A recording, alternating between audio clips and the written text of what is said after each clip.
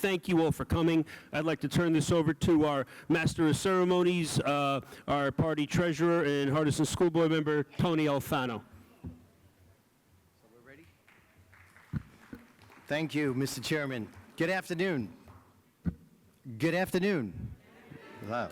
My name is Tony Alfano. I am the Sussex County Republican Committee Treasurer, so that means I'm the one that writes all the checks. And on behalf of our Chairman, Joe LaBarbera, Vice Chairwoman Barbara Holstein, Secretary Jean Monco, Executive Director James Baldini, and Sergeant-at-Arms John Warnock, welcome to the Sussex County Community College for the New Jersey Gubernatorial Republican Candidate Forum. I ask that you all silence your phones as we are live streaming as well as recording this event, and we wish not to disrupt the candidates or the procedures. Today's forum will consist of 3 leading candidates for New Jersey Republican gubernatorial primary to be held on June 10th. We have former Assemblyman Jack Ciattarelli, we have a 101.5 FM radio host, Bill Spadea, and then we will have Senator Jon Bramnick. Before we bring out our moderator for today's event, I would like to introduce our elected officials that are here in the audience. First, we have the mayors of all the towns on the first row. Thank you, all the mayors that showed up. And we also have Commissioner Jack DeGroot in row number 2, Commissioner Jack DeGroot, and Commissioner Alan Henderson is also with us. Our moderator for today's historic event is Rich Zeoli. Mr. Zeoli has been a leading, I have an intro for him. He's been a leading voice in the Philadelphia talk radio market and hosts the afternoon drive program, The Rich Zeoli Show, and that is on 1210 WPHT. He's also a recurring guest on Fox News Saturday night with Jimmy Fallon. He has provided analyst for America's Newsroom with Dana Perino and Bill Hemmer. Also, Fox and Friends First, special report with Brett Baer, Jesse Waters Primetime, Fox News Radio, Perino on Politics, Fox Across America with Jimmy Fallon, The Guy Benson Show, Newsmax, and News Nation. He's filled in for Mark Levin and Dana Loesch on their TV shows. He's an author, but most important, you know Rich as the past chairman for the Sussex County Republican Committee. And now, ladies and gentlemen, to begin our event, let us welcome our moderator and our friend, Mr. Rich Zeoli. All right. Thanks, Tony. Appreciate it. Thanks, Rich. Hello, hello. How are you? Great to be back in Sussex County. Hello. All right. We're going to have more people coming in because I guess there's some accidents out there, but we're going to get started soon. Thank you for taking the time out of your busy Saturday to be here today. Appreciate it. Thank you, Tony, for the introduction. Shameless plug, I will be back on Fox News Monday morning. So probably going to mention that like 10 times today, just so you know. It's kind of how I do it, but it gets a little obnoxious. First of all, today is important because in this county, Sussex County, your chairman, and let's give a round of applause to Joe, because I tell you what, to put an event like this together is terrific. Come on, Joe, come on out here. This guy deserves a round of applause. Well done, Mr. Chairman. It's very good. Excellent, excellent. We have a long tradition in this county of not having the county line. So when I was a county chairman, I couldn't boss people around. I mean, I tried, but I was not successful. So what we had to do was use influence and persuasion to get our way as chairman up here in Sussex. Not easy. Other chairs could kick people off the line and punish their enemies and help their friends, and we would all be envious of that. But the beautiful part about it was that after the primary was over, we had to all come together. And so every year when I was chairman, I would host the Unity Breakfast the day after the primary. And I would bring all the candidates together. And I would say, at this point forward now, we have to become one family again. This election has gotten, this primary election, like all primary elections do, they get very negative. But at some point, one of these men is going to be our nominee. And we have to get behind that person, and everybody has to work hard to make sure that that man wins, because we have to take back the state from his royal rugness, King Philip the Unaccountable, in November. We have to do it. And the Democrats, whoever the Democrats nominate. So today is going to be a little different. Today is not going to be your traditional debate. We're not going to hear negative attacks on each other. Today's a day for me to sit down with the candidates and have a great conversation so you can get to know them. And we're going to pretend like each of them has won the primary already, and now their battle plan for winning in November. And that's what we're going to talk about today. So you may have come here today with an open mind. You may have come here today already supporting one of the candidates. All I ask of you today is to please be respectful, that they all came up to Sussex County today, took the time out to be with us and to be here in beautiful Newton on this great Saturday. And I missed my son's lacrosse game, and he scored a goal. So I'm going to have dad guilt all day. It's all right, because I'll make it up to him, hopefully, by bringing him to the governor's office and to drum thwack it when one of these guys gets in there in November. What do you say, huh? Sound good? All right. So, first up, he wants to be that man this November. You know him very, very well. Let's bring out Jack Ciattarelli. You got it. Jack, thank you for joining us today. Appreciate it. Great to be here. So you and I have known each other a long time. And last time I think we were physically together was at a Phillies game. We had a great time that day. Phillies won. Phillies won. Yep. I know it was a little painful for you being there. When I'm in South Jersey, I'm a Phillies fan. That's good. That's smart. That's the way you got to do it, right? Let's talk about, it's the day after the primary election. You've won. You're now the Republican nominee for governor of New Jersey. What's the battle plan to win in November? First is, and you touched upon this, to unify the party. I did my best to do that back in 2021. I'll do my very best to do that again here in 2025. The goal is to win. We've had enormous registration gains in the last 42 months, but we still are the minority party. If the rest of New Jersey was as red as Sussex County, this would be easy. It's not. But that doesn't mean we can't win. We've won 6 of the last 11 governor races in this state. I'm determined to win in November, and I wouldn't be asking for the nomination unless I thought I provided us the best opportunity to win in November. But my goal the day after the primary is to bring us all together. Jack, when you look at the state the way it is right now, what do you think is the biggest challenge that you want to address in November in the general election, the number one issue, if there is one? I see there as being 4 crises across the state. There's an affordability crisis because of the taxes we pay. Our individuals and our businesses pay the highest overall taxes in the country, and it's only gotten worse because of what's going on, for example, with our utility rates and more specifically, electricity. We see with them skyrocketing. 2, there's a public safety crisis in this state, and that's because the current Attorney General under Phil Murphy's handcuffed our local police. We can get into how we can change that, but my Attorney General will support our local police. We have a public education crisis in this state. We just slipped from 2 to 12 on the national report card. That's because of 2 years of learning loss and because of all the things that Phil and Tammy Murphy have done to the public school curriculum. We've got an overdevelopment crisis in this state. And the next governor has to find a way, with a Republican majority, which is what I'm working toward, and with the new Superior Court judges that I'll appoint and the 2 new Supreme Court justices that I'll appoint, to change the Mount Laurel housing doctrine so we can stop the overdevelopment in our suburban communities. And then the last thing is the public school funding crisis. We've got to change the public school funding formula. I'm determined to do that. There's a few things our state Supreme Court doesn't know. I believe we can win that court case, and I have a new formula that'll have a more equitable distribution of state aid for schools, which will drive down our property taxes. I want to talk about affordable housing. It's an issue I hear about all the time. There's an explosion that's about to happen in these towns across the state. They don't even know it's coming.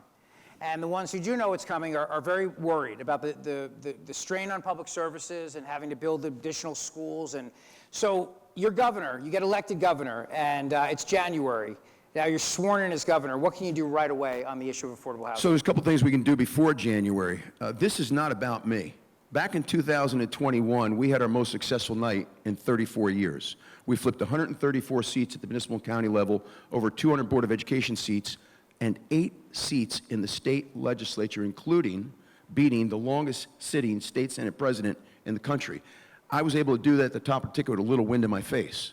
We've got some wind at our back now, and I believe we can flip a minimum of 13 seats. What happens when we do that? We get something we haven't had in nearly 3 decades, a Republican majority in our state legislature. And I'm going to campaign in all 40 districts to make that happen. The second thing that I can do is appoint Supreme Court justices, and I'll get 2, that are conservative, not just Republican, but conservative. We've had this gentle-ladies agreement in Trenton that 3 Republicans, 3 Democrats, and 1 independent on our state Supreme Court. I'm claiming BS on that. I'm going with highly conservative people because the Mount Laurel housing doctrine and school funding have not served our state well. And then the third thing that I will do on day one is make a new case before the state Supreme Court that the manner in which that we are doing affordable housing in this state, taking Garden right out of the Garden State, is inconsistent with Phil Murphy's own policies at the DEP. We're violating DEP policies, and mayors know this: stormwater management, flood mitigation, resiliency measures. What's going on with affordable housing flies in the face of those very same laws. He's breaking his own laws. So one thing I do want to say to Republicans, we're not opposed to high-density affordable housing. Do young people need to get a start? Do seniors need a place to live? How about our disabled veterans, right? Seniors, all the above. Okay, we got people that need affordable housing, but we need to be smart about where we put it. Infrastructure, mass transit, and jobs. Has anybody been to downtown Somerville recently? That's where I live. It's been very successful there. Why? We've got the court system. We've got the hospital. We got county government. We got a New Jersey Transit bus line. We have a New Jersey Transit rail line. There's infrastructure. There's mass transit, and there's jobs. And the best part about that, Rich, because of the way we've done low and moderate and market rate units in downtown Somerville, Somerville is no longer dependent on $5 million of emergency municipal aid paid for by all of you. They're now a self-sustaining community. And that's what we need to do. Putting it up in our suburbs makes no sense whatsoever, and by the way, is hypocritical. It flies in the face of Phil Murphy's position on sustainability. Well, there's one thing Phil Murphy is consistent on, it's being a hypocrite. We know that, no doubt about it. All right, so now it's the general election. We saw that recently with the Bruin decision, the right to carry and conceal. Yeah. When the Bruin decision was handed down, that we have a right to carry and conceal, he had a press conference that said, watch violent crime go through the roof. He had a press conference 2 months ago celebrating the decrease in violent crime across New Jersey. This is how hypocritical this guy is. Let's talk about concealed carry for a moment. I got a question today from somebody who wanted me to ask you about that. What is your position on that as governor? What would you like to see happen? Well, first of all, I'm the only candidate to be endorsed by the Firearms Owners Syndicate. I got the highest grade of all the candidates on both sides of the aisle. I got an A. I support the Second Amendment. People have a right to defend themselves. They have a right to bear arms. If it was up to Phil Murphy, he would repeal the Second Amendment. And just because he can't repeal it, you know what he tries to do, particularly for lower and middle-class New Jerseyans? Make it so expensive that you can't afford it. Every time you turn around, he's increasing the fees on gun owners. So we're going to change all that here in New Jersey. We'll make it a quicker process by which to get your firearm permit, and we'll protect the Second Amendment when I'm governor. Now, we know how Democrats operate. Go ahead. So now it's the general election, and they start running the ads. Jack Ciattarelli wants to kill people by letting people have guns on the streets. How do you respond? Listen, the other thing we're going to have to respond to, I think that along with Trump. Yes, I was going to get to that. I've been on so many gubernatorial panels with these people. The fact of the matter is the Bruin decision came down. We have more people than ever carrying and concealing here in New Jersey, and violent crime is down. What's up is nonviolent crime, and that's because we're going to force them to talk about the fact that cashless bail has created professional criminals. Talk to your local PDs, and mayors know this. Arrest, release, right, Mayor? Arrest, release, repeat is real. We've created professional criminals. I and my Attorney General and the 21 county prosecutors that I appoint, we are going to reform bail reform. Okay, we're not going to have professional criminals. We're going to support our local law enforcement. We're going to keep our community safe. And let me say one other thing. That 14-year-old in Newark, working for the gangs, that shot and killed a 26-year-old police officer while he was sitting in his car under me and my Attorney General, that person will be tried as an adult.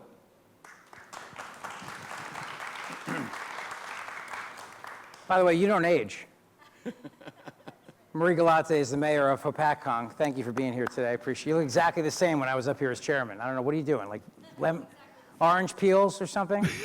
It's the air in Hopatcong. I must be. I didn't answer your question entirely. When I was on the panel recently and every one of the gubernatorial hopefuls on the other side of the aisle, all they wanted to talk about was Trump. And I said, you know, last time I checked, he's not responsible for our taxes, our property taxes, being the highest in the nation. He's not responsible for the learning loss in our public schools. He's not responsible for the overdevelopment in our suburbs. He's not responsible for all the rise in nonviolent crime by handcuffing our police. So I'm going to force them to answer about Phil Murphy's policy positions, because every single one of them is Murphy 2.0. New Jersey is interesting because when Christie Todd Whitman was elected as Republican governor, we had a Democrat in the White House. When Chris Christie was elected as a Republican governor, we had a Democrat in the White House. New Jersey tends to vote the opposite. Now we have a Republican in the White House. Jack, how do you make the case that this is good for New Jersey to have a partner in the White House, how you can work with the United States Attorney General, the United States Attorney for New Jersey, Alina Habba. How do you make the case to people that this is actually a positive? As I go around the state of New Jersey, and I'm going to be modest for a second, no candidate gets up and down the state the way that I do. That's my job. I'm not asking for a pat on the back. As your nominee, my job is to bring a very positive energy to campaign, raise the necessary money to win, and have coattails. Nobody does that better than Jack Ciattarelli on behalf of our party. But we're going to remind people that this is about New Jersey. This is about New Jersey. And we're not going to let the other side get away with what it is they're going to try to do with specifically Trump. I support the president. I thanked him recently when we met. He put a halt to the wind farms off our Jersey shore. Yep. Bravo. Right? He did a temporary halt. I'll do a permanent halt when I'm the governor. I hope we can get to some of the energy policy discussion. The other thing I thanked him for when we met is that he's beating up on the New York Democrats over that congestion pricing plan. And I know that doesn't matter as much to people in Sussex as it does in Bergen and Hudson, but let me say one thing about when I'm governor. If that congestion pricing plan goes through, Rich, any New York plate that comes through the tunnels or over the bridge in the morning into New Jersey, I'm going to hit him with a congestion pricing fee, and we'll pay for New Jersey Transit. So. Revenge is a dish best served cold. Jack's Italian, so you know. All right, now, in thinking in terms of, it's now, say, October, and let's assume for a second now, and I'm going to play hypotheticals here. Trump's tariff plan isn't working out well. The economy is now hurting. Say prices go up, and that's the news story. That's the news story every single day. You're running as a Republican in New Jersey now. You've got to answer for that. What do you say to convince people that, you know, this is going to work out in the end? How do you deal with that if that does become an issue? We have a situation in New Jersey right now on behalf of Republicans, good for us, although I do not wish this on New Jerseyans, but good for us, that I'm sure you're very familiar with. Remember when Jim Florio put sales tax on toilet paper and tires? Yep. How did that work out? Did you hear about this guy's most recent budget, Phil Murphy? We're now going to put sales tax on bowling, laser tag, batting cages, Bowling? golf ranges, massages, interior design, trading in a used car. Listen, this is Jim Florio all over again. There's nothing this guy won't tax. And I'm telling you, people have had it throughout our suburbs with regard to this overdevelopment issue. Take a close look at last year's elections. Republicans are winning in Democratic towns on this issue. We've opposed it from the very, very beginning. So we got to make this all about New Jersey. We're going to make it all about the issues that matter. Donald Trump won because he was talking about the issues that matter. We're going to go out there. Every single one of these Democrats, whoever the nominee is going to run for the hills from Phil Murphy. I'm not going to let him. And I know you remember back when Christy Todd Whitman, remember when Bill Bradley wouldn't answer the question on Jim Florio's sales tax on toilet paper and tires? And we saw how that, right? We can do this. But here's the other thing that tells you we're right. In the 42 months since I ran for governor, 42 months in a row, new Republican registrations have outpaced new Democratic registrations every single month. In April, 7,712 to less than 800, right? That was March. In April, we registered another 5,000. They registered less than 1,000 again. The gap between Republicans and Democrats in this state has closed by over 250,000 to the betterment of the Republican Party. People agree with what we're talking about. And I think that gives us a very strong headwind going into November. It's obvious from what I'm hearing, you're ready to take whatever they throw at you and throw it right back at them. And you're ready to go into battle. Absolutely. I remember very, the night before the election, or the weekend before the election, we were at this event, and a buddy of mine who was a councilman in one of the towns in New Jersey said, you know, Murphy, according to the polls, is going to win. It's got a 99% chance of winning, and Republicans stayed home thinking that. I think 400,000 Republicans did not show up to vote. Now imagine if all those Republicans come out to vote, plus all the new registrations. Now you have Scott Pressler working in New Jersey to get out the vote. You got this guy over here, Wake Up NJ. He's doing a hell of a job trying to get people out. Yeah, I appreciate it very much. There's a new grassroots effort out there to get everybody, but again, here's the thing. You guys are going through a really ugly, nasty primary right now. So I'll ask you the same question I'm going to ask everybody. If you don't win, will you support whoever does? And if you do win, how do you get everybody who is with the other candidates to believe in you and support you? Listen, I've got one opponent in this race that's referred to Trump supporters as crazies and a cult. I know the rules today are not to go negative. That's not negative. That's a fact. I've got one opponent that calls anybody who disagrees with him a rhino. I don't call people names. We do not win we're still the minority party. We do not win through division or subtraction. I'm somebody that believes in the power of addition. So I try to show the utmost respect to anyone and everyone, no matter who they're voting for. And so the day after the election, we need to all come together. The goal is to win. And listen, it saddens me when some Republicans sit home because their candidate didn't win the primary. We experienced that back in 2021. And what I always try to do is motivate them by saying there's a larger goal here, okay? We want our Republican agenda to be accomplished here in New Jersey. My agenda, our agenda, is easier to accomplish on the affordability crisis, public education crisis, public safety crisis, the overdevelopment crisis, the school funding crisis, if we have a Republican majority. And that's what I'm working to produce.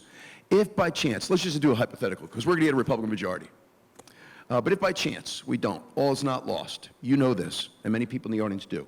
By state constitution, the New Jersey governorship is the most powerful in the nation. I appoint the Supreme Court justices. They're not elected. I appoint Superior Court justices. They're not elected. I appoint the Attorney General. He's not elected. I appoint the State Comptroller, and I have line item veto. We have a lot of leverage to get stuff done, and we will. But I will tell you, as I go around the state, even Democrats are coming our way, even if they don't change their party affiliation to Republicans, because they see what's happening in their community with regard to public safety, with regard to school funding, with regard to overdevelopment. These are the issues. And I really believe this. If you keep talking about the issues, it matters in the end. I remember when I gave up my seat to run for the governorship, you know, the person coming in behind me said, "How did you ever win the 16th district? It's overwhelmingly Democrat." I won it the same way I won Somerset County, where Democrats outnumber Republicans. I won it the same way I won in Raritan Borough. I've served 2 terms at every level of government, term limiting myself each and every time. But in that town, that county, and that district, Democrats significantly outnumbered Republicans.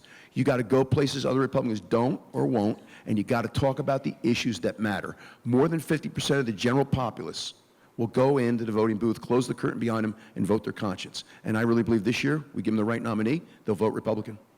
New Jerseyans are about to get killed with energy rate hikes. It's going to happen next month. And you have an ad running on my radio station, thank you for that, by the way, talking about the BPU and what's happening. I think this is one of the issues that Republicans really need to hone in on, because, you know, you look at Pennsylvania, a state that Donald Trump won, by talking about supporting fracking, for example, and natural gas. And one of the biggest attack ads he used against Kamala Harris in the must-win state of Pennsylvania was the time she said she was going to ban fracking, and she was never able to get away from it. So is your idea in the general election, go all in, embrace energy, bring up what the Democrats have done? So by the way, it's a Democratic governor of Pennsylvania that's burning natural gas like there's no tomorrow, has 7 coal-burning plants that generate electricity, and supports fracking. And this week, the Democratic governor of Delaware just eliminated the electrical vehicle mandate of 2035. These guys are all suddenly having a wake-up call. Isn't that amazing? A wake-up call, because they see what's going on. Phil Murphy ruined the energy marketplace by putting everything on wind. You need a diversified portfolio. Natural gas is the bridge to the future, whatever it is the future might be in terms of carbon capture or fusion energy. So here's what Ciattarelli is going to do on day 1. I scrap his energy master plan, and here's my energy master plan. Number 1, we are not going to have an EV mandate of 2035. I'm never telling you what car you had to buy. I'm never telling you what appliance you have to buy. I'm not telling you how to heat your home. We're pulling out of RGGI. The Regional Greenhouse Gas Initiative has been an abysmal failure. Our air's no cleaner, electricity's no less expensive, and ratepayer dollars are going to other states for their grids. There'll be no wind farms off our Jersey shore.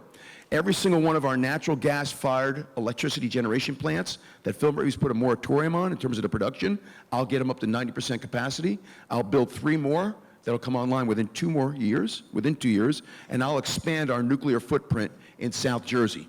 We can get a new nuclear reactor online in 6 years. Can you imagine if Phil Murphy, 7+ years ago when he was sworn in, had emphasized a 4th nuclear reactor in South Jersey, we've got 3, that provide 40% of our electricity. If he had put the emphasis on that, we'd be cutting the ribbon today on a 4th reactor and wouldn't be in this predicament. So we need a rational transition to the future. That means a diversified portfolio of energy sources, and natural gas is that bridge. And by the way, everything I just said creates a ton of jobs. Well, I was going to ask you on that point. One of the things the president wants to do, and he just had Sean Duffy, the transportation secretary, with Senator Dave McCormick in Philly about a liquid natural gas export facility. Jersey could do the same thing. You bet it could. And I've got a port in South Jersey that $250 million of our money was spent building a port to get the wind turbines out to the ocean. No wind farms? What am I going to do with this port? I got to put freight lines in there to make it a cargo port the way Port Elizabeth is, or we can do things like that. But I've got to repurpose that port, and there are repurposes that'll spur the South Jersey economy and benefit all New Jerseyans. I'm a dad. I've got 3 kids, 10, 8.5, and 5. My 5-year-old is on the terror watch list, by the way. Larry and Debbie Cash are here. Larry is the state committee man for Morris County. Where's Larry? There they are. There they are. And also, they're godparents to my kids. Great friends. Debbie ran the Morris County Women's Republican Club. You still do, right? You're still the president there? Thank you for coming all the way to Sussex County. I appreciate it. Any further north would be in Canada, by the way, the 51st state. I talk to parents all the time, and I knew that Trump was going to do very well in New Jersey, even though they didn't make New Jersey a priority, because schools, education, and what's happening in our classrooms is a big, big deal.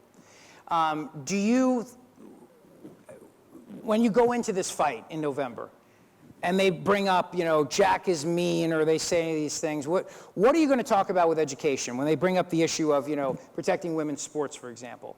When they bring up ending DEI and curriculum and the woke culture. Hey, listen, I think this is another issue that's really in our favor. I was talking about all these issues back in 2021, but, the pandemic continued to take center stage. It wasn't easy running for governor when there's a pandemic and a shelter-in-place order. But we're right on these issues, and what was simmering back in 21 is now at a complete boil. People across the state have had it. Number one, the learning loss, because he shut down the schools for 2 years. 2 years, because he's owned by the teachers union. How do we make up now for that learning loss? We need a high-dosage curriculum, a high-impact curriculum. We just went from 2 to 12 on national report cards. Louisiana went from 48 to 32. They put in place what I call a high-impact curriculum. In other parts of the country, it's called a high-dosage curriculum. What does it mean? If your child is behind grade level in critical life skills like reading, writing, and math, they spend the entire next marking period, or 2, focusing on nothing other than those skill sets to get that kid on grade level. Because the data is pretty clear. If you don't do that by the end of 8th grade, that kid will be underemployed his entire life and depend on the social safety net, which isn't good from a tax standpoint. So what do I do on day 1? I call for the resignation of all those that sit on the State Board of Education that have made all these offensive changes to our public school curriculum. They've watered it down with climate change is taught across all subject matters, the LGBTQ curriculum. I think the best way to teach inclusivity is with the golden rule. Do unto others as you would do unto yourself, right? I think all children of all ages would understand and respect that approach. And so we're going to get back to basics in our public school system. And know this, is the teacher union leadership going to support the Democratic nominee? Yes, but the teachers union does not control the curriculum. We do. That's what the State Board of Education is there to do. So we're going to get New Jersey performing very, very well with our schools again, but this emphasis on critical life skills. And let me make one other point that's really important to me as a father of 4. Mine are now 30, 28, 26, and 24. One of my 4 went into the trades. We were in a very, very good school system, but they treated him like he was a second-class citizen because he wasn't going to college.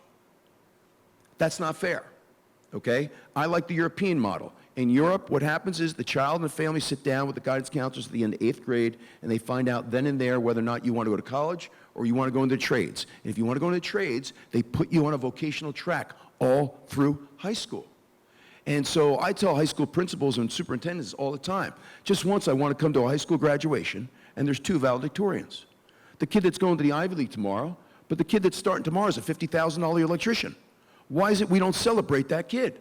He deserves the same attention as the kids that are going to college. And I know we all know this already.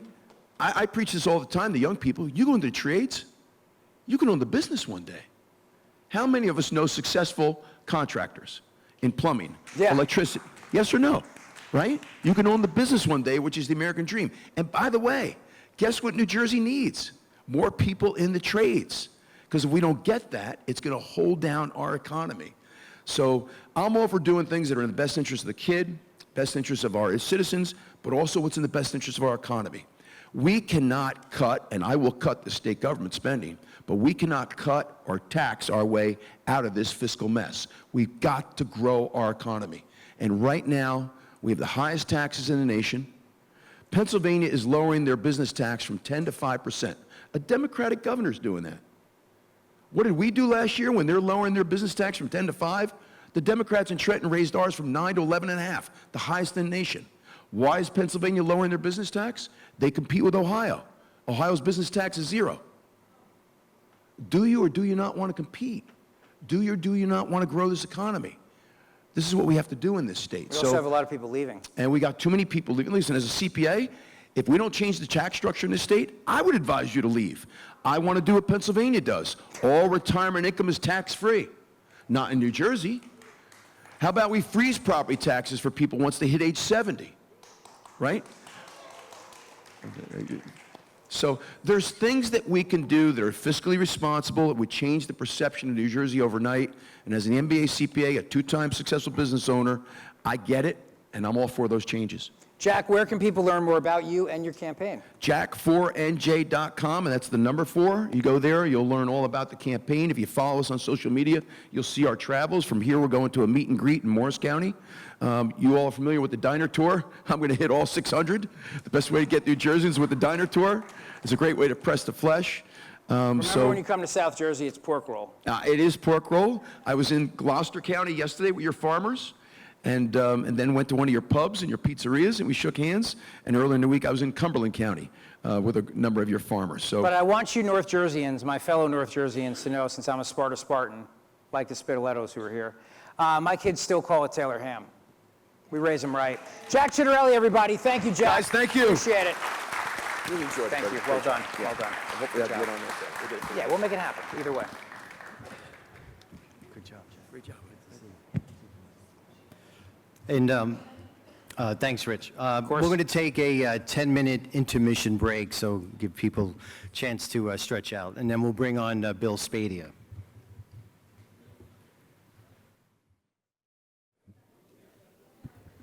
All right, ladies and gentlemen, please take your seats.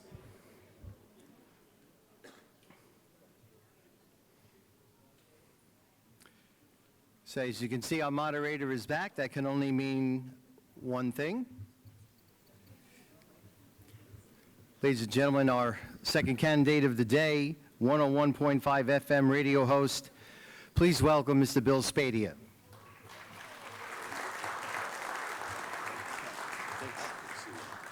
Hey, Rich. Hey, Bill. Good to see you. All right, welcome. Thank you for joining us today, making Happy the to trip be up. here. We appreciate it. Hey, guys. We are crowd. very close to I love it. We're very close to the 51st state, Canada, up here. Yeah, you really are. But we're God's country, and it's all about freedom and liberty up here, so it's great. So thank you. Today, as I mentioned earlier, is about looking past the primary towards the general election. And I'll ask you the first question that I asked one of your opponents earlier, which is, it's the day after the primary, you've won. You're now the Republican nominee for governor. Right. How do you bring the party back together after such a divisive primary? Well, first of all, it's divisive because of the issues. So I think the real question is, do we have a solid Republican majority that agrees with all the core issues of lowering property taxes, ending the sanctuary state? I think for the most part, grassroots Republicans, we are already united. What divides us is a lot of ad spending and consultants and lobbyists. If you look at the Republican Party in New Jersey, 91% support President Trump. So I would contend that outside of the individual candidates, some may take the primary more personal than others, we're already a united party. And we're going to have no problem with that because, and I'll tell you, just on a personal level, the two folks that people think are most opposite, me and Jon Bramnick, actually we've been friends for a very long time. And, you know, Jon is an honest guy, and even though we don't agree on all policy, I like Jon, I respect Jon, and he and I have already talked about, hey, we'll put the gloves down and be able to come together. So very important that the party comes together after the primary, but we got to make sure we're solid on the key issues. Now, Bill, obviously, we have Trump in the White House, and New Jersey tends to vote the opposite way of whoever's in the White House. So How do you make it a positive in the general election? When you say to people, look, we can have a president here and I can work with him as governor, or do you see this is the kind of thing where you've got to try to pivot away from the president? No, we have to embrace President Trump 100%. I'm the only candidate in this race who actually reached out to and connected with personally with Tom Homan. Tom Homan and I have had conversations both privately. I sent him a letter. Funny, I sent him a letter and I said, just so you know, Tom, I'm going to leak this to the press because I want this to be a public record. And I said on day one, we're going to energize and engage state police assets. We're going to mobilize the National Guard, and I'd like to be on that first cruise into Patterson to start rounding up criminal aliens who shouldn't be here in the first place. I mean, and I'll tell you, we have to embrace Trump because Trump has been right on the policy issues. You got to look at it that way. The challenge that the Democrats are going to have is that their guy, Biden, and then Kamala, wildly unpopular, got smoked in the election, and it's because most Democrats, let me say this, many Democrats, and I say this from experience from my top-rated morning show with more than 1 million listeners, a third of my listeners were Democrats. So the reality is there are thousands and thousands of Democrats who already agree with us. They're looking for a home. Why? Because the Democrat Party went completely off the rails with this idea of fluid gender, with the idea that illegals should have more rights than cops. I mean, it's just bananas how crazy the left has gotten. So most Democrats are looking for a normal home, and we're going to be able to provide it. So that brings me to my next question then. As far as you look towards November and you think about the key issues, affordable housing being one of them. Yeah. You're elected governor, now it's January. What can you do right away on that issue? So it's a great question because what you hear from both sides of the aisle and pretty much every candidate is the same old political speak that we've been hearing for decades. Here we are, 30 years in, we've elected two-term Republican governors, yet our state suffers from hundreds of billions of dollars in debt, unfunded liabilities. We've got a double-digit spike in auto thefts. If you look at Monmouth County, you've got a 2/3 now of those auto thefts accompany a home invasion. So things have gotten worse because politicians don't know how to solve the problem, which is why we have to nominate and then elect the only non-politician in this race, which is me. What am I going to do on day one? I'll tell you what I'm not going to do. Not going to wait for the legislature, and here's why. The state Senate is not even up in 25. So there's no chance, no matter what some of the other candidates might say, that we're going to get a Republican legislature. No, we're not. We're going to have to deal with this with the power of the governor's office in the first 18 months, and then we're going to be into the primary cycle for the legislative elections in 27. What am I going to do? We have already written 5 executive orders to stop the sprawl of what I call not affordable housing. It's actually unaffordable, subsidized housing that is gouging our small suburban communities and rural communities because you've got the burden of thousands and thousands of people being pushed into your towns. You've got to drill the new wells for the water pressure. You've got to buy the new fire trucks, hire all the teachers and the assistants. All of this unfunded mandate. 5 executive orders. I'm going to declare a state of emergency as far as housing. We're going to redefine what the housing units are. We're going to take an idea back from Chris Christie where we had trading of these housing units, but I'm going to put that on steroids, and we're going to take every one of these units out of the suburbs, out of the rural communities, and shove them into the cities where they belong. We should not build one affordable housing unit where you don't have the job infrastructure, the transportation infrastructure, the water infrastructure, the police and fire, roadways, all of that, and that belongs in our cities. So we will redefine it. 5 executive orders already written. One of them, most importantly, redefines what it is. And that means we're going to take that unit and say wherever you could put a cot, that's a unit. And that includes, as one example, hotel rooms. And I got this idea because when Murphy locked us down, what happened? He used only executive power. The weak Republicans in the legislature didn't pipe up at all. We got nothing in terms of pushback against Murphy. And what did he do? One little example. He closed the homeless shelters and he reopened them, if you remember, as COVID testing centers. Don't get me started on that. We'll be here all night. But he moved many of those homeless into hotels. So as far as I'm concerned, every hotel room in this state is a low-income housing unit that's going to count against Mount Laurel. And my hope is with our 5 executive orders, by pushing them all into the cities, and then there's a longer answer when it comes to manufacturing jobs, et cetera, we will be able to finally end Mount Laurel by 2027. That is our goal. We're all facing a massive energy hike this summer. Rates are going to go through the roof, obviously. And Phil Murphy's master plan has been a disaster. I mean, this, in terms of moving everything to green, now we have to buy our power out of state. Do you see that being one of the big issues? And then again, you're elected governor, now it's January of 2026. What do you do right away? Well, I'm going to give a pretty long speech at noon on January 20th. I'm thinking 2 hours. And then when I'm done, I'm going to start signing executive orders. And one of the things... a 2-hour inaugural address? I got a lot to say. Man, look, I've been off the air for 2 months, Rich. Man. I was talking 4 hours a day. I think 2 hours will be short. Can we get a break at least, like an intermission Well, or something? bring chairs, cushions. There'll be a beer truck. Don't worry. But when I'm done talking, we're going to act. And the actions are going to be executive orders even when it comes to energy. Let's talk about energy for a minute. You've got characters on all sides of the aisle. On one side of the aisle, you've got the radical climate extremists. And what I say to them is, enough of your junk science. The climate has been changing since there was a climate. And we were actually warmer 1,500 years ago. So their idea of subsidizing wind and solar in the name of climate change is a complete absurdity. That's number one. So what do you do as governor? Well, first, we're going to end the electric vehicle mandate. That's going to be executive order gone. We're going to end the energy master plan, gone. And then I'm going to fire people on the Board of Public Utilities because I believe the BPU should be run by ratepayer advocates.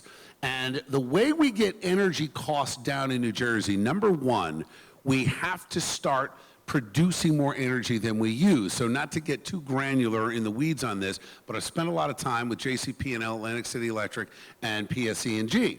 And you've got an opportunity with what they call combined cycle plants. There are combined cycle plants all over New Jersey.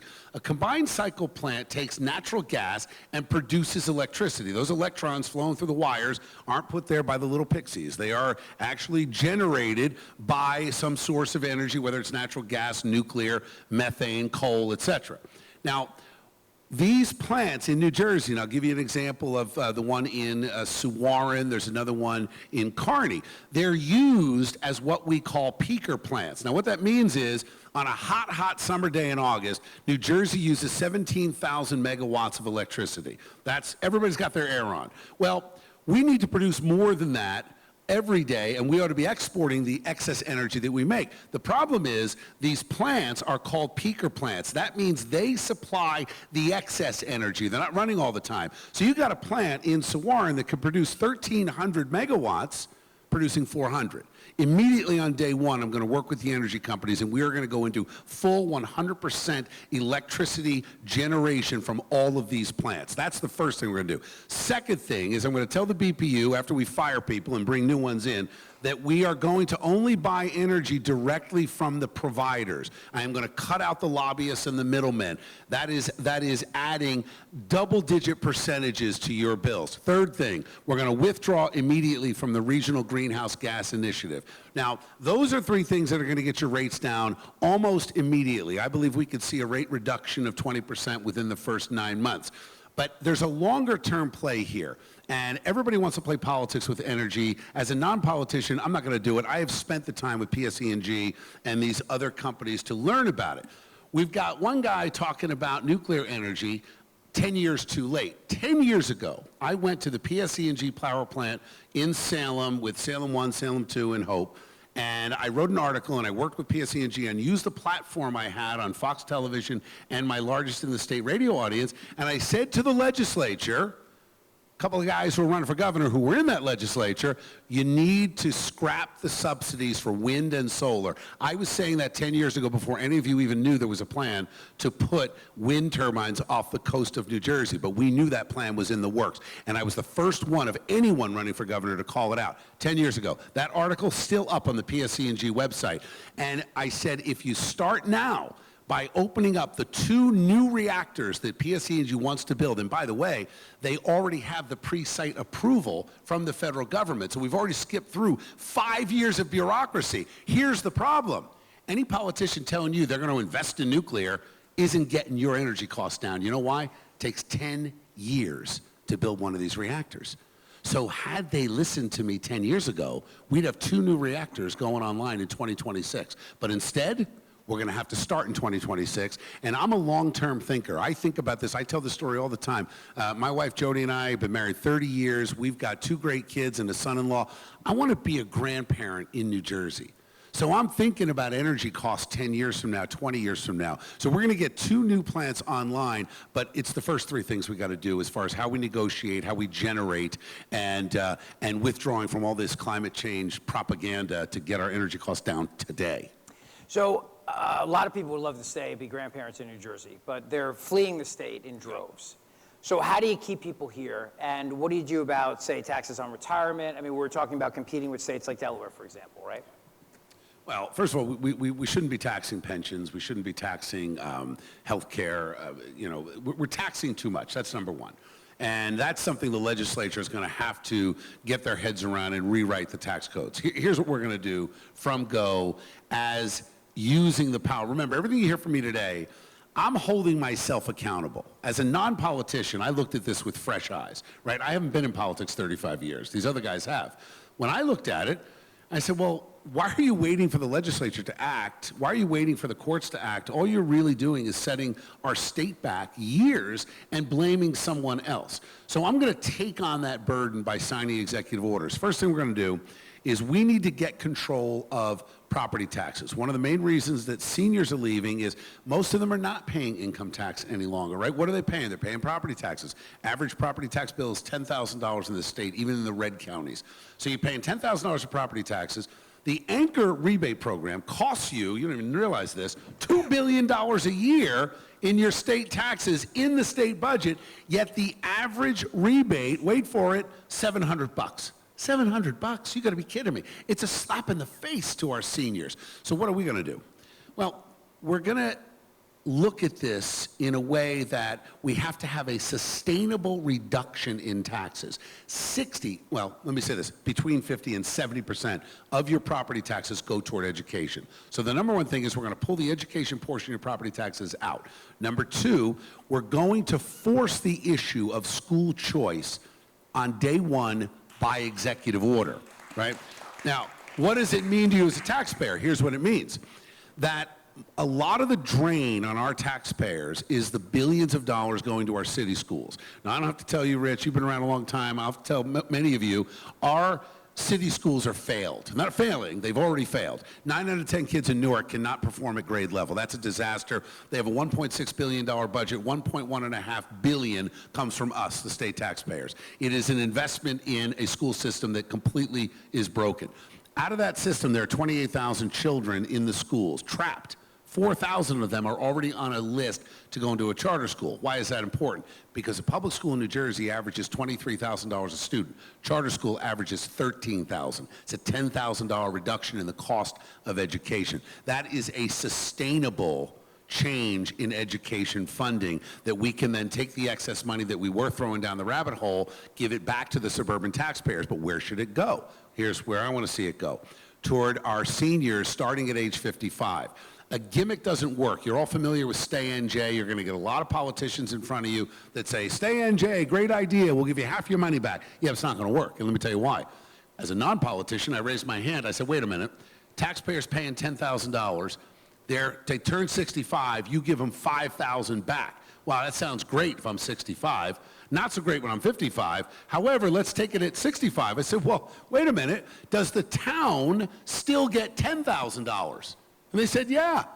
Well, then where's the other 5 coming from? Oh, I know. Every other taxpayer who's not 65 and older.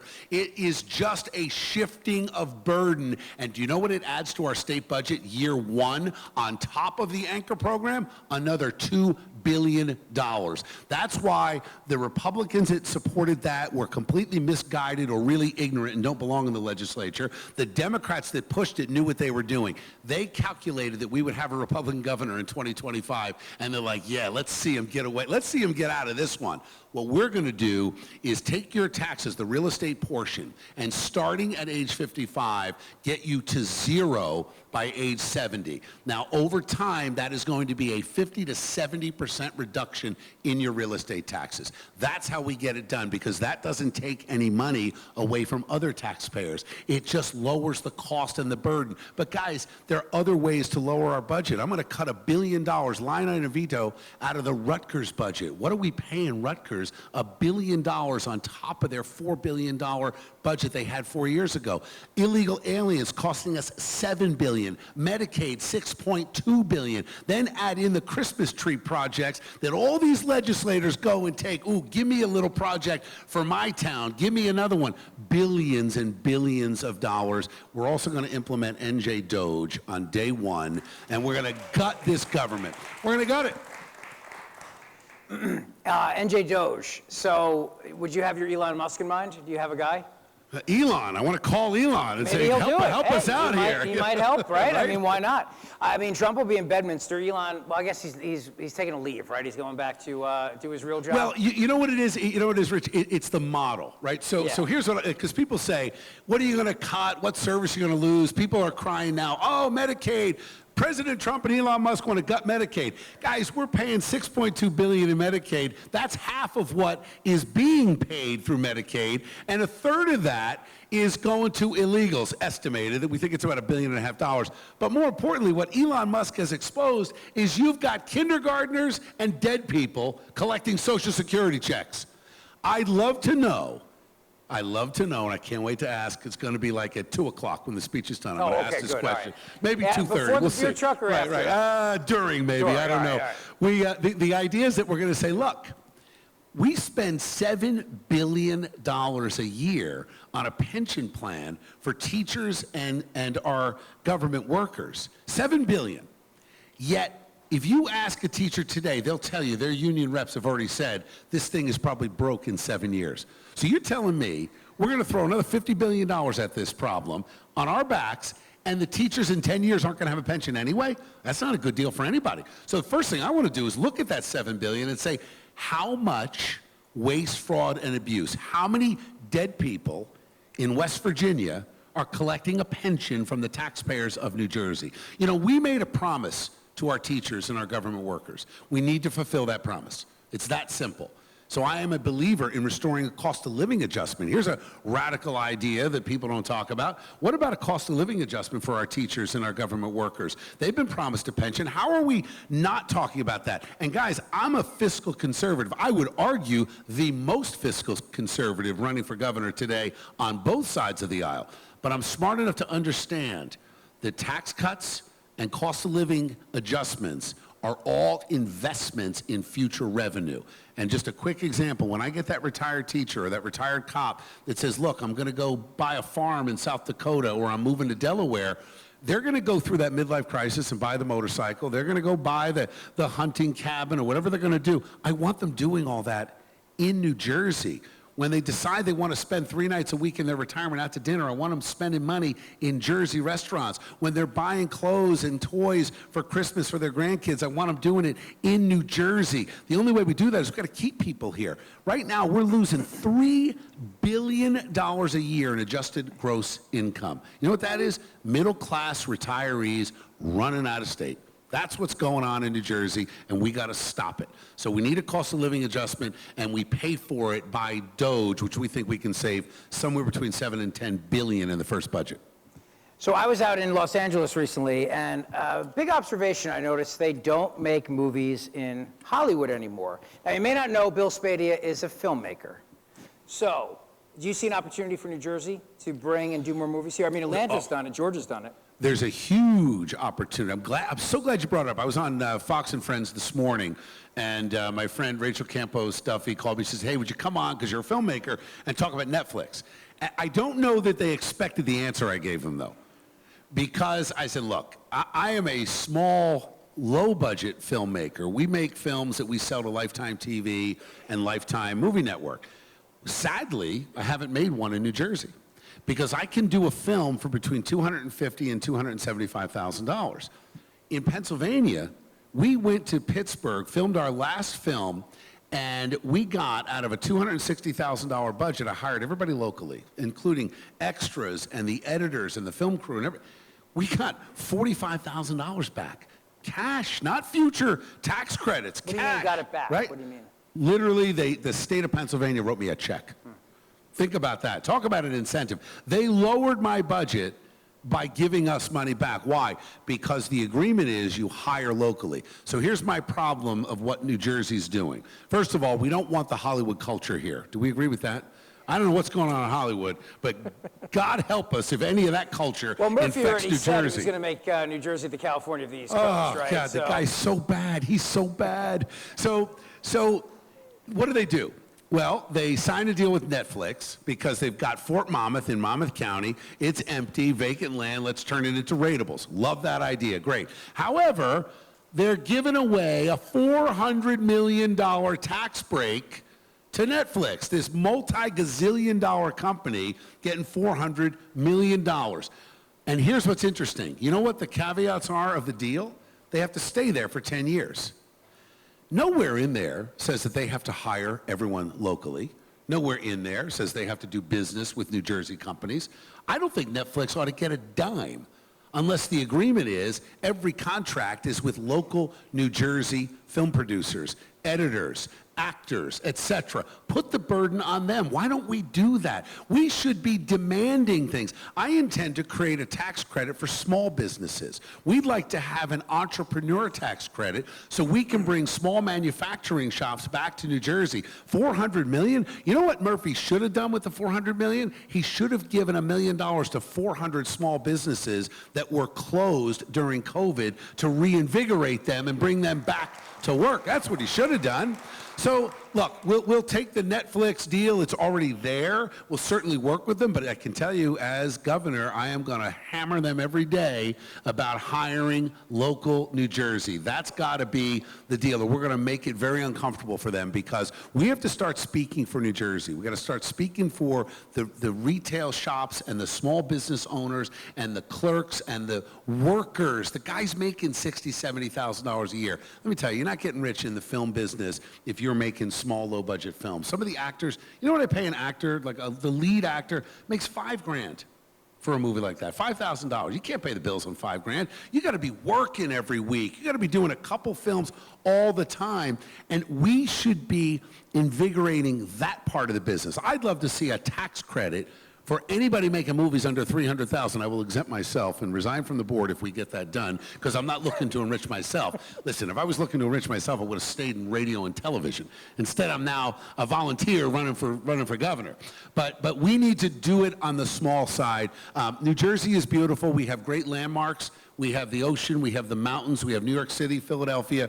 We've got a great culture here. We should be making movies here, but how about we cater to the small business movie maker instead of the gazillionaire that doesn't need our money? And what kind of movies would you make, by the way? They horrors? No, we did make a horror movie. You did, right? I did. Yeah. I made a horror movie called Tenants. Actually, it is, I'm going to go for a cheap plug. It doesn't cost you anything, but you can watch it on Tubi. We are now up on Tubi if you have that app on your TV, but it was called Tenants. It's a little bit grotesque, I'm going to be honest. I'm not a real horror film fan. Faith Voden is, where's Faith? She loves horror films. Do you? Yeah, no, she only watches them. She's kind of sick, So actually. it's a little Tenants, disturbing. and we left it, and you'll see it. It's set up perfectly for a prequel or a sequel. It's actually a pretty good film. We have a What a ringing great endorsement director. of your own movie. You're like, it's actually You know pretty what? good. Here's what I Yeah. learned. Horror films have a specific niche of people that watch them. There is a whole cult of horror film watchers, so I don't even need to plug it, you know. But we also make one of the first movies we made was Psycho Storm Chaser, and it was I know, see, they're all laughing. We sold it in about 6 days to Lifetime, and that's how we kind of learned the formula and how to do it. But it was great. We created 25 jobs to do it. We did it under $300,000, and it did really, really well. We sold some of the foreign rights to it, but it was based on a guy that was essentially the Jim Cantor. You know him from the Weather Channel, and he used the storms as a mask for killing young, pretty women during a storm. He would go and report on the storm and then kill them. Anyway, it was a gold mine. It's a great film. But we had a lot of fun with I it. was thinking a rom-com, like Jody would want a chick flick or something, but no, I guess not. Bill, I'm going to ask you the same question I'm going to ask all the candidates today. If you're not successful in the primary, will you support whoever is? That question is better served for the candidate who was on before me, because I will tell you, he did not want my support in 2021. He did not want Donald Trump's support. So we're just going to have to table that question. Fair enough. And the last question I want to ask you is, where can people learn more about you? SpadeaForGovernor.com, S-P-A-D-E-A and F-O-R, SpadeaForGovernor.com. You can sign up. There's no cost. You don't have to contribute money. Fill out the form and get our emails. And we're doing town halls. We're doing 3 or 4 every day. I just came from Hunterdon. I'm headed out to Bergen next. And I find it's really great to interact personally with people. And my town halls are totally unscripted. And it's open, the press shows up, people show up. We had 350 people in Morristown. We had about 275 in Burlington County last night. And I always spend an hour answering questions. So we get everything from the I'm angry at you because I saw a mailer about you, which I love to explain, that they're lies. You guys are giving me the hook sign, so I think you have to go. All right, well, SpadeaForGovernor.com. 4 minutes, okay. Guys, thank you, though, and thanks for participating in this. And Rich, thanks for hosting it. And I want to thank Joe LaBarbera, who I think does an outstanding job. Absolutely. Joe And really the does a great YRs, job. too, are doing a great job today, you know, too. guys, look, at the end of the day, I do believe what I said at the outset. Our party is truly united. We are united behind Donald Trump. We are united behind those policies. And whatever animosity exists among the candidates, the people of New Jersey are looking for change. They're looking for leadership. I think they're looking to send in a Marine to get the job done. So thank you very much. I have 2 more minutes with Bill, is that right? 2 minutes. So in the last 2 minutes, education. Obviously, I have 3 kids, you're a father. The wokeness in schools, DEI in schools, the curriculum, and of course the transgender issue too. We're going to end policy 5756 on day 1. That's done. Going to get, and I'm the only Republican that is committed to ending DEI. We're going to end DEI in our schools. We're going to end it in government procurement. Most importantly, I've looked at the 13 members of the State Board of Education. Do you know that 8 of them, their terms have already expired? Yet they sit on this board and they push policy and they push their agenda, and it's on gender studies, it's on eroding parental rights. We're going to have a Department of Education that is filled with leaders who support school choice, which we are going to bring back in a big way, support parental rights, and support a curriculum that involves teaching American greatness, math, science. We're going to end the pronouns and the propaganda and bring back education to education. How about that? Bill Spadea, everybody. Thank you, Bill. Appreciate it. Good to see you. Yeah, absolutely. Absolutely. Great seeing you. Good to see you. Thank you. Bringing John out now, or are we taking a break? He's 3 miles out. Oh, okay. You want to just... Yeah. All right, so it looks like Senator Bramnick is in town, just got here through the traffic, so we're going to give him about 5 minutes to get here. So maybe a 5-minute break, tops, maybe 10 at the most, so you feel free to move around. And while I have your attention, don't forget, next month we have our golf outing on June 19th at Crystal Springs Resort. So I would like you to put that in your calendar, maybe sponsor one of the levels of sponsorship, anywhere from a whole sponsor to title sponsor. Have a foursome, and we'll send you out flyers through email. But maybe solicit some of the local businesses in your town for sponsorship. So about 5 minutes, maybe 10, I'll let you know. We'll give you a 5-minute warning.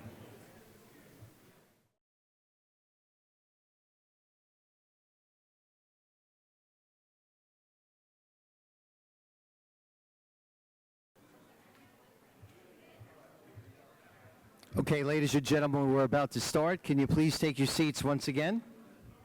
What I ask is that after the third candidate is leaving the forum, is that you stay in place. We have some final thoughts from Rich, our moderator. We also have some house cleaning announcements before we leave. And since this is being videotaped and live streamed, we'd like everybody in their seats so they're not walking in front of cameras. It'll be 5 minutes when we're done. That's it, just 5 minutes. So welcome once again, Rich Zeoli, our moderator. Everybody having fun?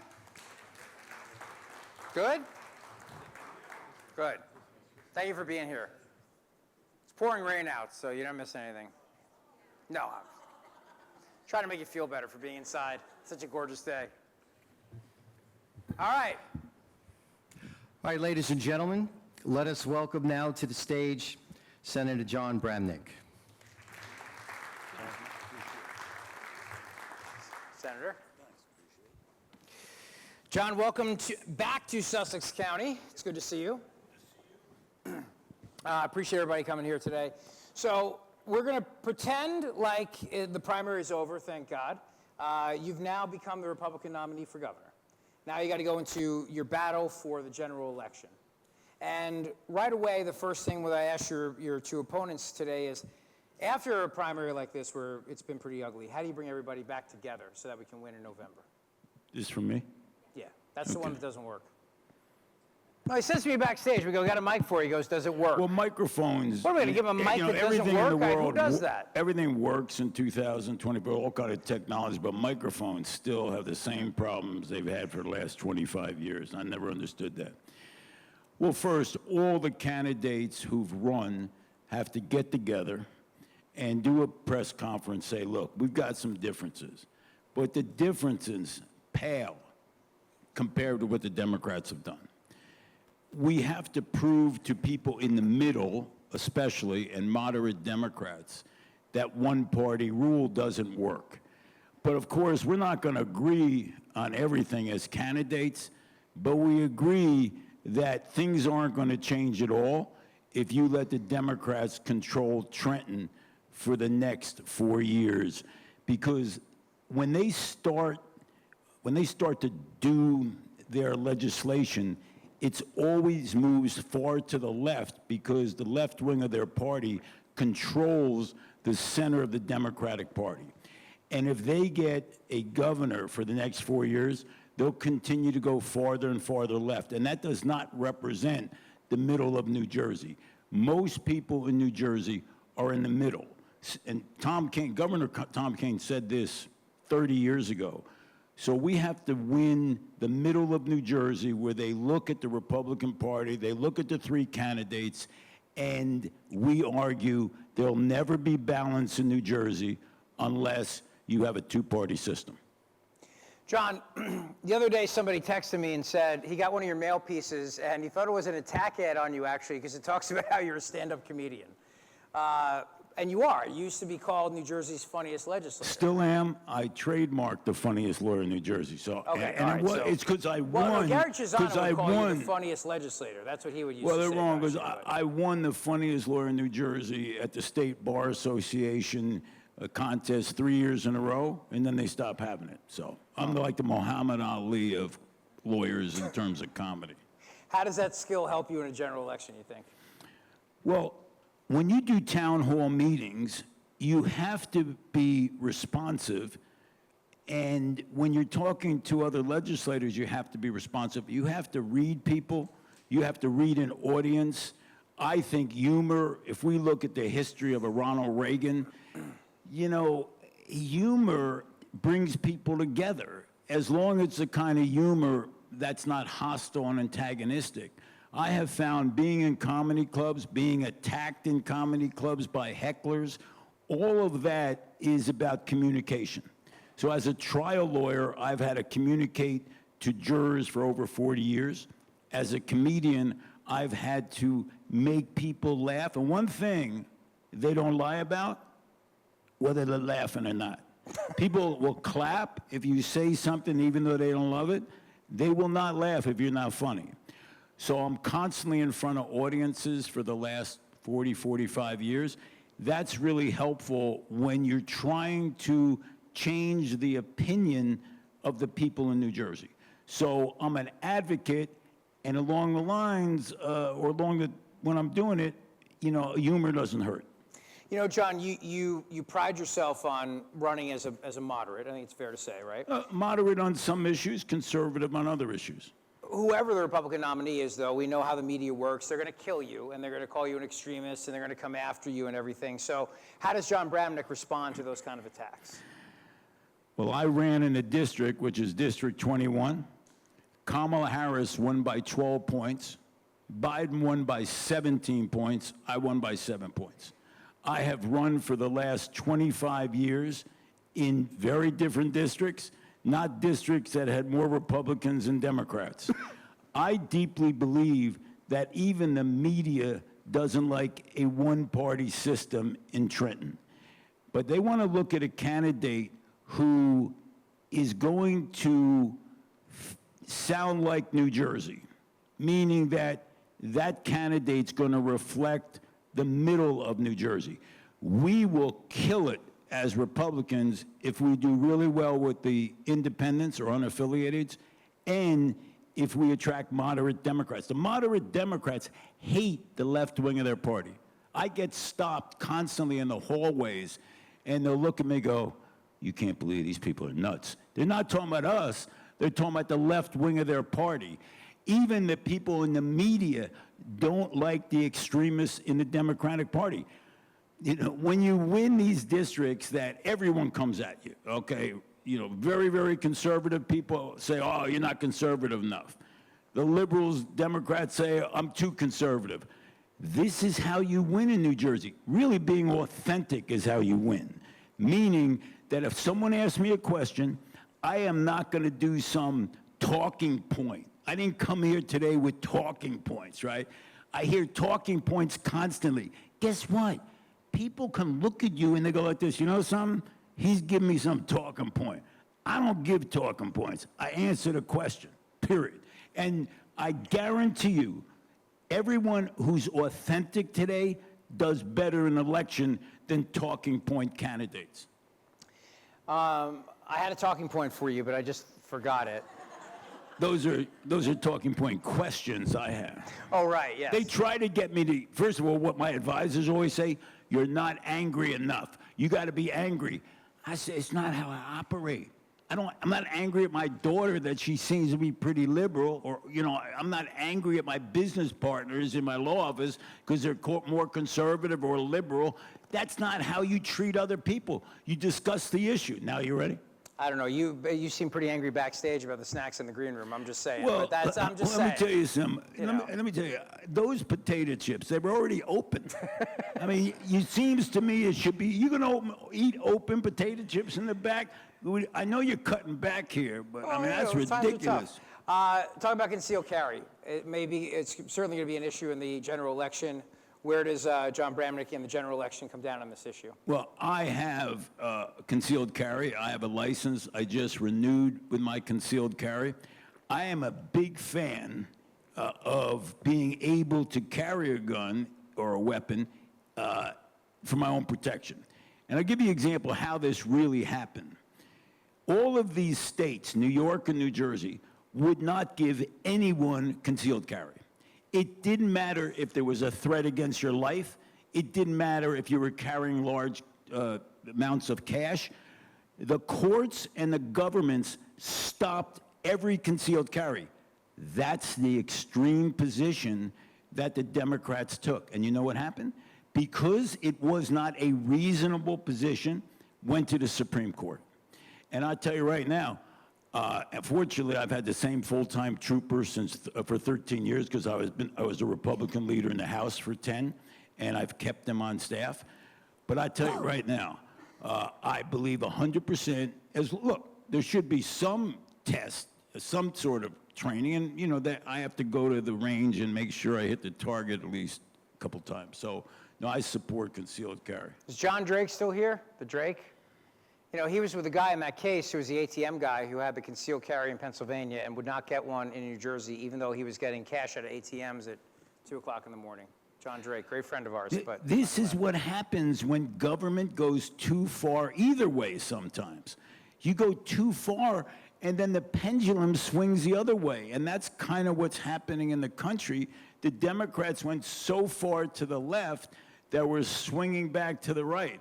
Now, we make sure we don't do anything stupid, so then all of a sudden it swings back the other way.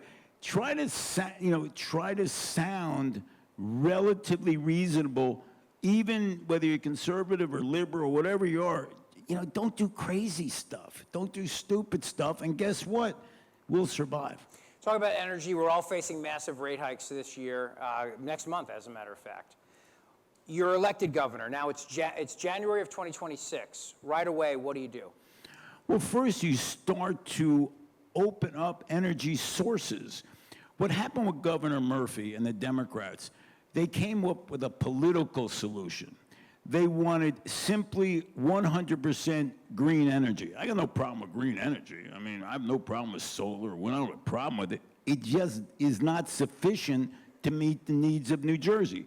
So they shuffled everything into the BPU, which is the board of, the Public Utilities Board, right? And then they went for offshore wind. PSE&G said 5 years ago it doesn't work. So Ørsted came in and promised they would do it, and then all of a sudden I get a call from people on the Democratic side, we're going to give $1 billion of credits to Ørsted to finish offshore wind. The Democrats gave Ørsted $1 billion in credits, and they still couldn't do offshore wind, right? You need nuclear, you need natural gas, you need alternatives to this, I think, political plan that the Democrats, and this is true across the world now, they've gone so far to the left once again that people realize that there has to be multiple avenues for energy. Every new company that comes to New Jersey, one of our main problems when we try to sell New Jersey, they don't think we have the energy sources to provide for their businesses, especially AI and warehousing. We've been rejected by many companies because they don't think we have the energy source, and we don't. That's why energy prices are going to go up 20%. That's why we're buying energy produced by coal in Pennsylvania. Look, once again, when you make decisions that are political and not practical, this is what happens. And that's what happened to our energy sources, and that's why they're going up 20%. John, obviously, now let's imagine it's October and you're the Republican nominee for governor, you're running.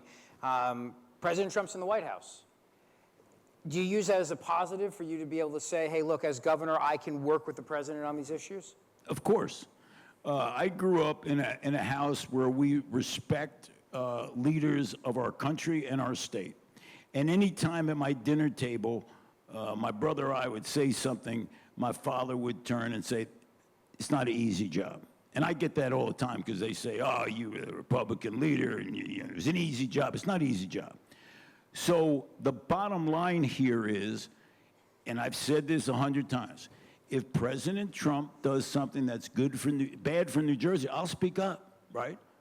I would say directly, hey, these are the things I don't like. So if they want somebody who's going to say 100%, I'm not with anybody 100%, even my wife, okay? And I love her, 43 years we've been married.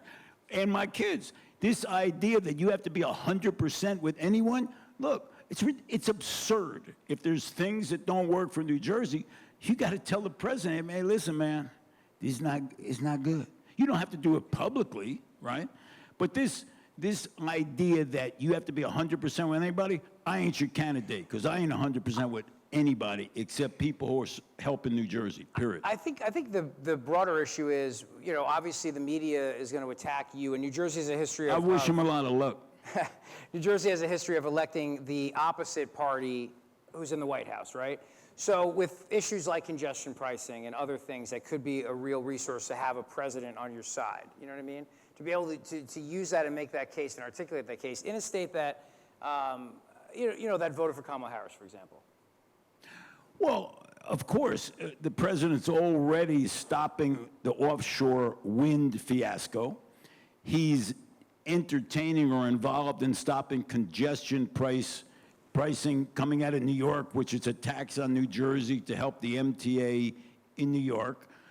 There's a whole bunch of issues, and also the most important, I think, is infrastructure. Our rail system's a nightmare. They can't even get close to on time getting back and forth from New York. The president's talked about infrastructure investments. That, I think, is a substantial and extremely important issue for New Jersey. So there are multiple issues you work with president, and I would love to play golf with him. I've played Bedminster a number of times.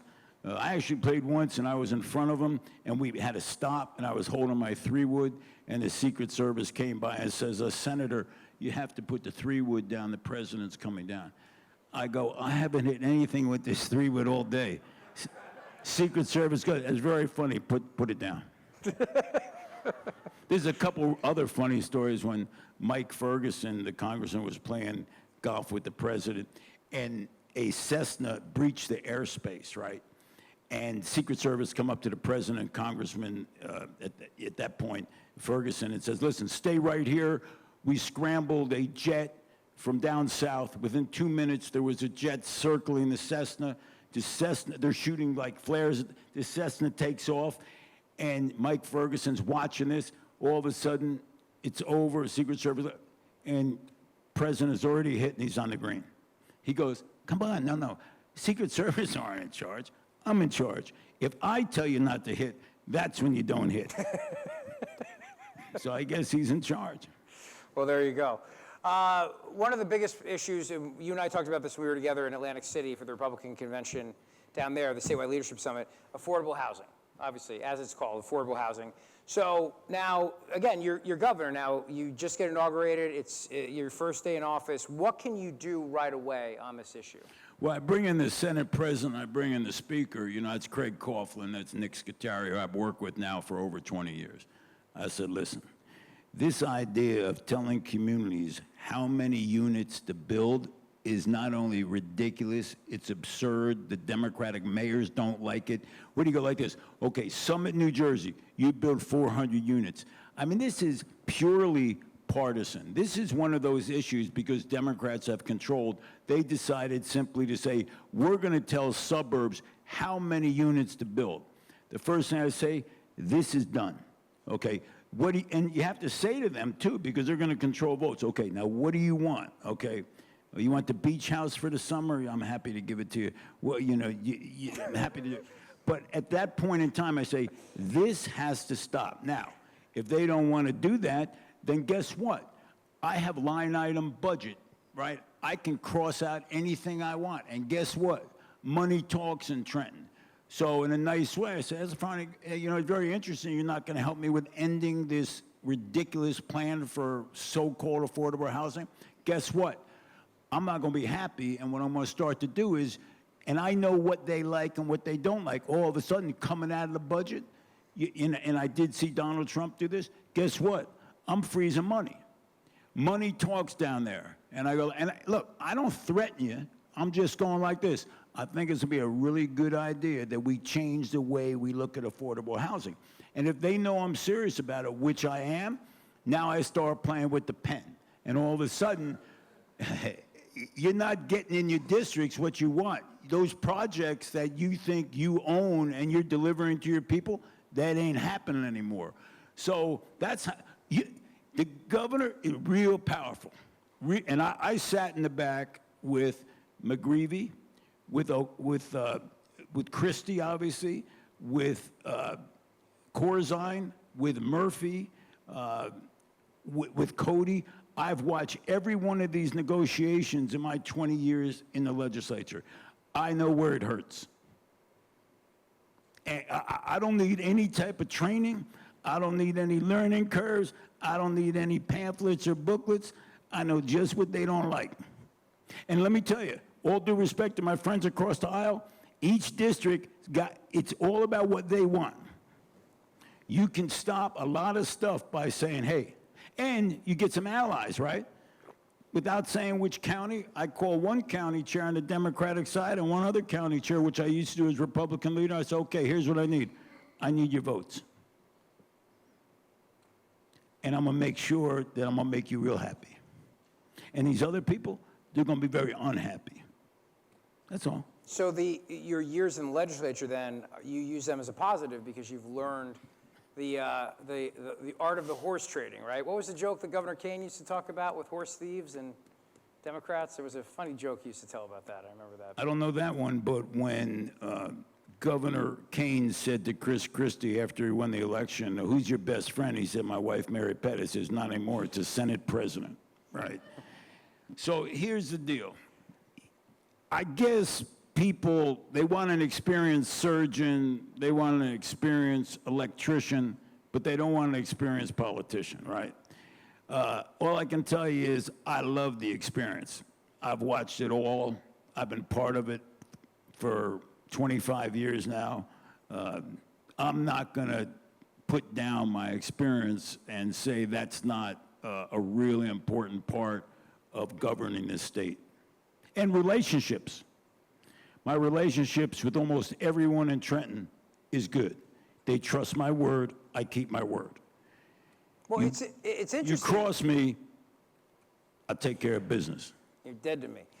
No, it's interesting because if you become the nominee, you're going to be running against a Democrat. I mean, you'll be the only elected official in the state on the November ballot. Because, I mean, Mikey Sherrill is a congresswoman. Sweeney's not in the Senate anymore, right? So, I mean, you'd be the only one. So they would probably attack you and say, hey, look, we're the outsider, right? Because they want to try to run away from Murphy and his record. Well, I'm not sure I understand the question, but I'm going to tell you. If I am the nominee of the Republican Party, okay, they will never beat me. Because the media knows, they've watched me for 20 years, and they know that they can trust me also, that I don't do things that are underhanded. I don't do things that are extreme. I think the media would be behind me, actually. In terms of an outsider, who's You think there? the media would be behind Yes. you as a Republican nominee? Yes. Well, because I think they want balance too. They don't, it's not good to sell newspapers or sell whatever they sell today, blogs, when there's a one-party system. They love two parties because they see the controversy. It's really something they want. They want Republicans and Democrats. And right now, think about it. The Democrats don't attack Murphy, very rarely, right? Murphy doesn't attack the legislature. It's boring. You get a Republican governor, let me tell you something. There's going to be fireworks. There just are. Because there's going to be crazy Democrats screaming at me, and I'm going to be taking care of business about the crazy Democrats. I'm going to make sure they are unhappy Democrats. John, as you know, I'm a dad. I've got 3 kids, 10, 8, and 5. And education is a huge topic. I talk to parents all the time about this. The wokeness, the ideology in the classrooms, the DEI stuff, and also the transgender issue in our athletics. Where does the general election candidate, Jon Bramnick, fall in all that stuff? Well, I think almost everyone agrees with me. Trans women should not be playing in sports. It's ridiculous. It's unfair to women. It never made any sense. And now I think the general public agrees. When it comes to like DEI, actually the other day I was at a law seminar and I went to a DUI seminar and I thought it was a DEI seminar. Man, I could not believe how much they talked about drinking and driving. I had no idea it had anything to do with it. So my feeling is this: everything in school should be age appropriate. And parents should have a substantial role in decision making. So my position is age appropriate. I don't have a problem that in high school, juniors in high school, I don't have a problem in health class, some sort of sex education. But I don't think there should be any discussions whatsoever in elementary school and I'm not an expert on this. It seems to me that most of any type of discussion involving sex education other than being age appropriate, it just doesn't make any sense. And parents should be informed if a child is transing or believe they're transing, why would you keep it from the parents? Now, of course, if the child went to the principal or the teacher and said, my father is going to beat me up, well, then go report it to the police. Okay, if you honestly believe there's going to be violence in a household, well, then you have an obligation as a teacher to go to the authorities. Otherwise, if you don't, you have to tell the parents what's going on. I mean, that's the point of what teachers are supposed to do. Illegal immigration, let's talk about that. Obviously, it's a huge issue right now. The United States Attorney for New Jersey, Alina Habba, making this a priority. There's going to be deportations. It could become a big issue in the general election. Where does Jon Bramnick stand on all that? Well, sanctuary cities, to me, never made any sense, because if we're the party of law and order, then we have to follow the law, whether you like it or not. Now, I actually think Congress should do something in terms of some path for citizenship for people who've been here 20 years, paid their taxes, raised their family, but they haven't, okay? Since they haven't, then we are not in a position of blocking the laws of the federal government. Here's my example. If I sign a new piece of legislation, a new law, and the mayor of Camden goes, hey, guess what? We're not following the law. I go, what do you mean not following the law? We passed a law, the legislature voted for it, and therefore you have to follow it, Mayor. You can't just say to the federal government, hey, guess what? We don't like the fact that you believe in deporting people, so we're going to protect. No. I'm a law and order person. I follow the rules. So I would absolutely get rid of any sanctuary city. And in addition, I didn't vote. I was a Republican leader at the time. I didn't vote for giving licenses to undocumented people. These are people here illegally. I didn't vote to give in-state tuition to people here undocumented. This is following the law. It's not us versus them. It's not anti-immigrant. It's just common sense following the laws. I'm not, as I said, I would hate to see certain people deported, to be honest with you, but I ain't the federal government, okay? I'm not making a law. Talk to your Congress people.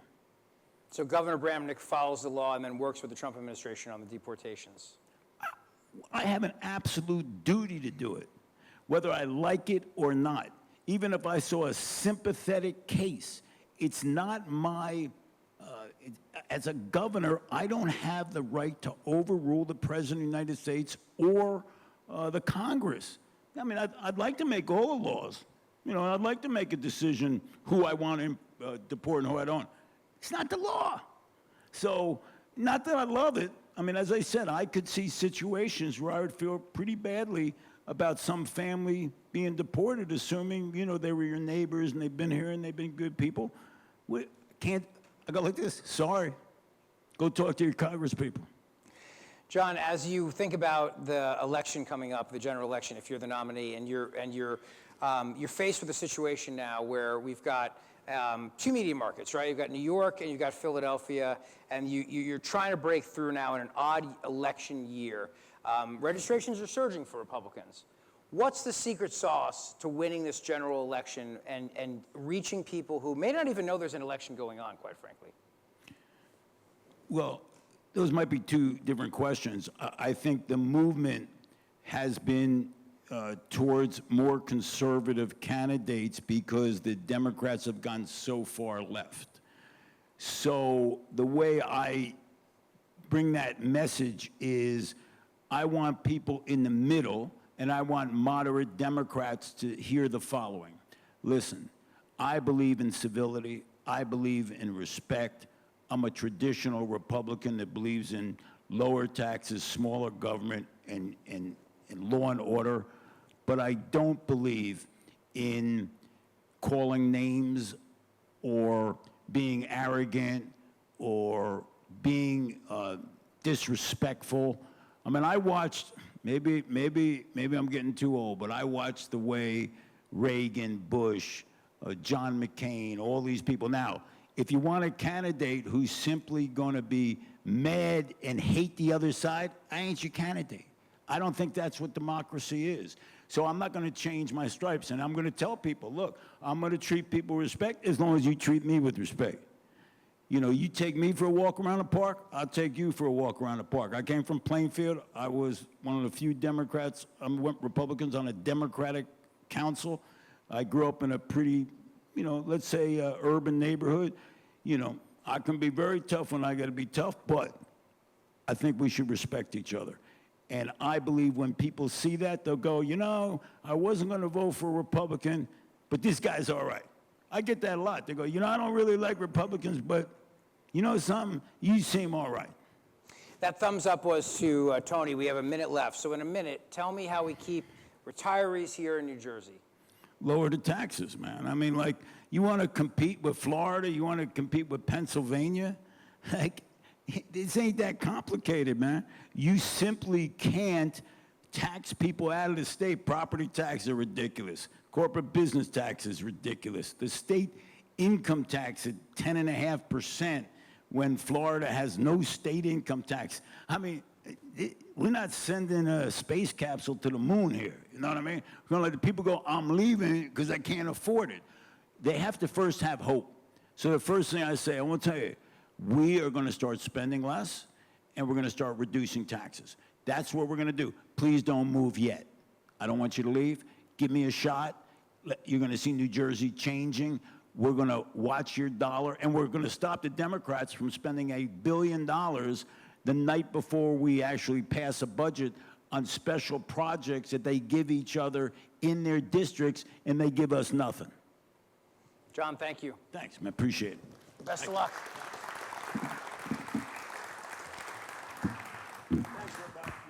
Once again, Jon Bramnick, ladies and gentlemen. John, thank you. So, like I said, we have some closing announcements, so we prefer you stay in your seats if you can. And Rich, welcome home. I believe you have some closing remarks today. Real quick, just I just want to say thank you to everybody. You were an amazing audience, respectful to all the candidates. Thank you so much. And whoever wins the nomination, I know you're going to go out there and work hard to make sure they win the general election. So it's an honor to be back with you today. So thank you all for coming. It means a lot. It really does. So thank you. Thank you. All right, so that concludes our gubernatorial Republican candidate forum. We'd like to thank all three candidates for their time in discussing their solutions for the issues of our day. Of course, we want to thank Rich for returning home and moderating the event. And we also like to thank all the office holders that are here, especially the mayors. Thank you very much. There is some handouts of some highlights of some mayors and their accomplishments, and we'll be doing more of that as the year goes on. So we'll be highlighting some of the accomplishments of other mayors other than just the ones you see today. As you know, this event takes a lot of volunteers. So we'd like to thank of course, the executive board members, as well as all the volunteers that help execute this historic event, which includes Rachel Rodriguez. Applause for Rachel Rodriguez, one of the volunteers, Jessica Shepard, Deborah Card, and Gail Just, who hand out the free water at the table. We'd also like to thank the young Republicans, Natalie Bover, Zach Dora, and Billy Murata, for helping us out. We'd like to thank the Sussex County Community College for hosting this event. Tim, great job in the control room. Thank you, Tim. And we also like to thank law enforcement and the first responders that kept us all safe today. As you know, this event could not happen with the vision of our Sussex County Republican Chairman, Mr. Chairman Joe LaBarbera. So let's have a nice round of applause for Joe. Joe, come on out. Just a quick admin note, Mario Kranjak canceled a couple of weeks ago. We put it out on social media for a personal event. And on the behalf of the Sussex County Republican Committee, we thank you from the bottom of our heart for all your support, all the work you do for this community, and all the work that Sussex County does to keep New Jersey red. I firmly believe we will flip this state red, and we will have a Republican governor, and then we need a Republican legislature, and then we need a strong Republican Party. So as Abraham Lincoln said, this nation shall not perish from the earth. Thank you all for coming. Have a good day. Have a safe day. And don't forget the golf outing next month on the 19th, June 19th, golf outing in Hardiston at Crystal Springs Resort. Yes, everybody come to that. Have a good afternoon. Drive safe.